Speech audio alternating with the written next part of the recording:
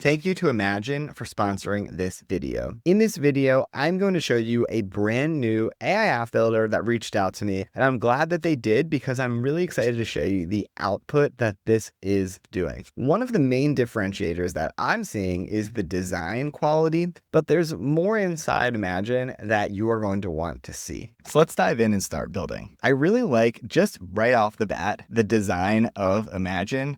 And I know we haven't even started building, but this just gives me a lot of hope of what the final app is going to look like, and that the design is going to match, hopefully, the level of design of just the landing page here. So I really like that. If you scroll down, we can see there's a few really cool things that I want to highlight before we actually put in our prompt. And in just a second, we're going to build something really cool. So you're going to want to stick around. But here we can see on the right side, communities. So they've already partnered with The Ohio State University. I know they're partnering with a lot of other universities to build apps with students, which is pretty cool.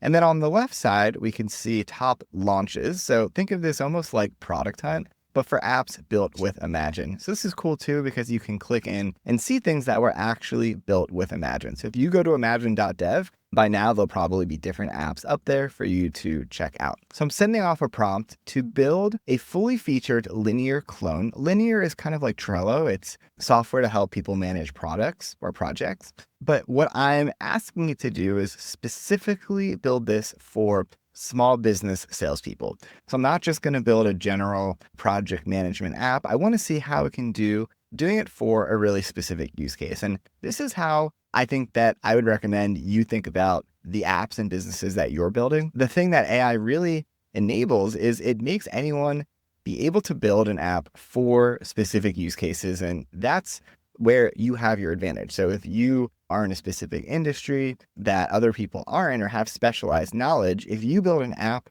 around that specific thing, you're going to have an advantage over other people. So that's why I wanted to build this for a specific industry so you could see kind of how that looks. So again, off the bat, the designer looks really nice. I do like the design a lot of just this editor that I'm in. On the bottom, we have our console, network, and server. So this is going to be for debugging, I think. On the top, we can see we have a preview tab and a code tab, which I'll be able to go back and forth once the initial project is set up.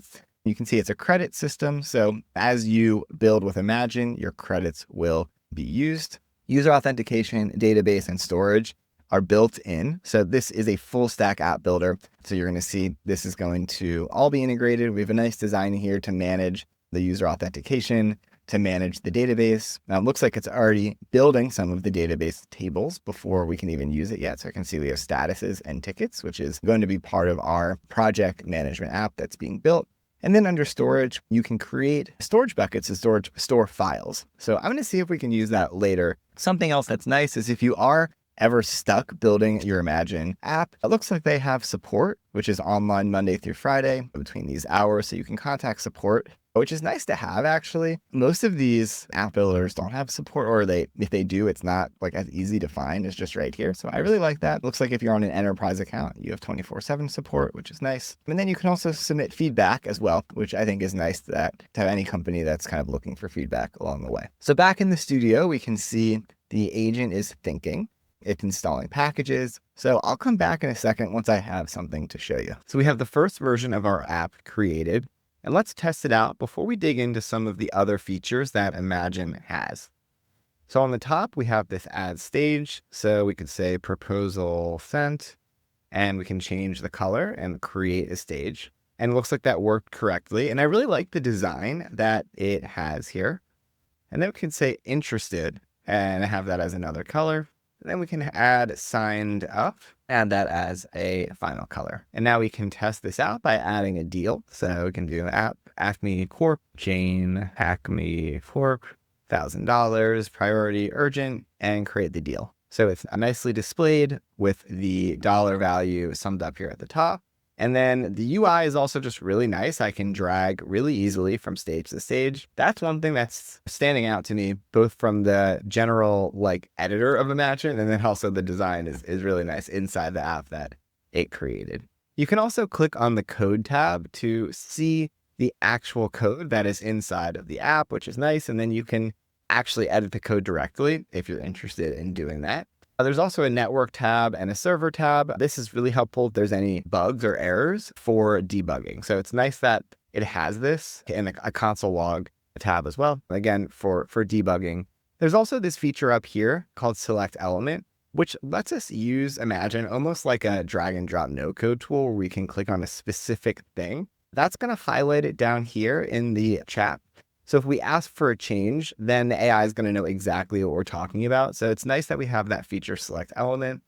There's also inline elements. So if I click edit text, I can go in and actually edit the text directly. I'm going to revert it because I like it signed up, but that's something that's cool is that you can go in and directly edit text as well and swap image if there's an image that you want to swap. So that's a nice feature to have. Again, turning it from not just having to prompt for everything. Sometimes it's easier from a UI perspective to go in and manually make the update. We can toggle mobile view. It looks like this actually is not, oh yeah, it is mobile optimized. The nav bar could be a little bit better actually in terms of mobile optimization, but this works well. It reminds me of how Trello is set up in terms of mobile optimization. You can open it in a new tab, and then under settings, if you're having any issues with the app showing, you could restart the sandbox. And then there's some more advanced features as well, and such as duplicating the project or downloading the code if you need. Now, once you're ready to publish it, they call this release. This is actually a little bit of a different word than most of these app builders that I've worked with before. Is usually they'll say publish, but release is basically a way you can think of it as going from the development version to the production version.